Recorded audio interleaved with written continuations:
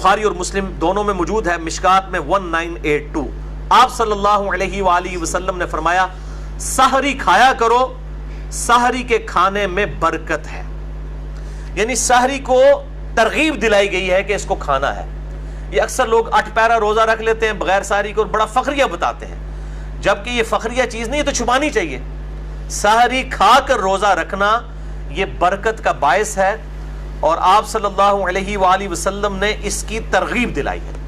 اسی کانٹیکسٹ میں دوسری حدیث ہے صحیح مسلم کی، مشکات میں 1983۔ آپ صلی اللہ علیہ وآلہ وسلم نے فرمایا ہمارے اور اہل کتاب کے روزوں میں فرق ہی سحری کھانے کا فرق ہے۔ یعنی یہود و نصارہ کی مخالفت کرنی ہے، وہ بغیر سحری کے روزہ رکھتے ہیں، تم سحری کھایا کرو۔ وہ رات کو ہی مطلب کھا پی لیتے ہیں، صبح کے وقت نہیں اٹھتے، اور پھر اگلے دن اس طرح روزہ رکھتے ہیں ابھی بھی۔ اور جو مسلمان ہیں ان کے لیے سنت یہ ہے کہ وہ سحری کا اہتمام کریں گے، کیونکہ اہل کتاب کے روزوں میں اور ہمارے روزوں میں سحری کھانے کا فرق ہے۔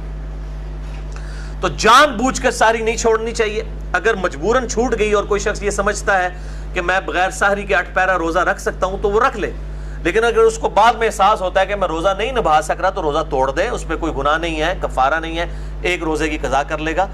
اگر کسی کی سحری رہ گئی ہے اور اسے یہ یقین ہے کہ میں روزہ نہیں رکھ سکتا، روزہ نہ رکھے، اس دن چھوڑ دے۔ اب اللہ تعالیٰ کی طرف سے کیٹاسٹرافک کنڈیشن آئی ہے، وہ ایک روزے کی بعد میں قضا دے دے، اور اگر رکھ بھی لیا ہے اور بعد میں احساس ہوا کہ نہیں نبھے گا تو روزہ توڑ سکتا ہے، اس پہ گناہ بھی کوئی نہیں ہے، کفارہ بھی کوئی نہیں، ایک روزہ قضا کر لے گا۔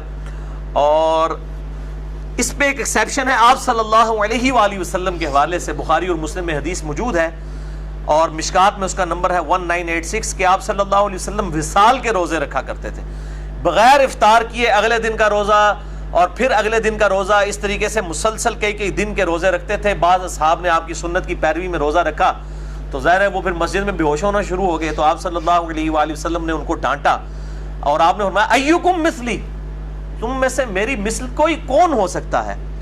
میں رات کے وقت میرا رب مجھے کھلا بھی دیتا ہے، پلا بھی دیتا ہے۔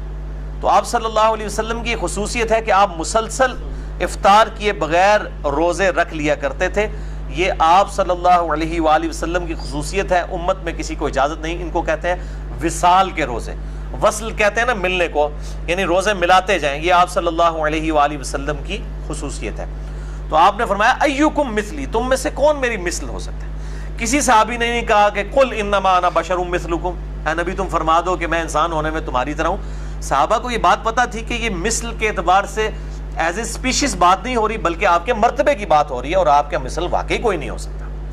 تو یہ دو ایکسٹریم ہیں، ایک طرف اہل حدیث علماء ہیں، بعض وہ ہر بات کے اوپر جو ہے وہ قل انما انا بشر مثلکم کے تحت کوئی ایکسٹریم رزلٹ نکالتے ہیں، دوسری طرف جو ہے وہ بریلوی ہیں، اور وہ مطلب اس آیت کو پڑھنے کو آپ صلی اللہ علیہ وآلہ وسلم کی توہین سمجھتے ہیں۔ دونوں ایکسٹریم کے اوپر ہیں، درمیان کا راستہ یہ ہے کہ آپ صلی اللہ علیہ وآلہ وسلم کے مرتبے میں کوئی مثل میں نہیں ہے، لیکن جو سپیشیز ہے، آپ انسان ہیں، انسان ہونے کے اعتبار سے آپ صلی اللہ علیہ وآلہ وسلم کی مثل باقی انسان ہے، لیکن مرتبے کی بات نہیں ہے۔